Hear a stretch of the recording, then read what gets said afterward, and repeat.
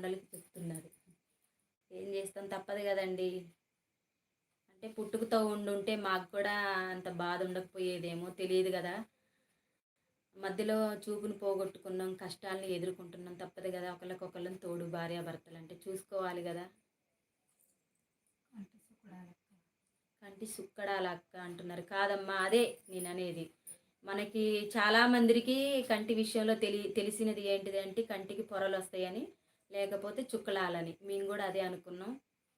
పూర్తిగా కళ్ళు డ్యామేజ్ అయిన తర్వాత హాస్పిటల్కి వెళ్ళడం అయితే జరిగింది. అక్కడ అన్ని టెస్టులు చేసి చూపుని పోగొట్టుకున్నారు, గ్లూకోమా వచ్చిందమ్మా, దానికి మేమేం చేయలేమని చెప్పి డాక్టర్లు కూడా చేతులెత్తేసారు.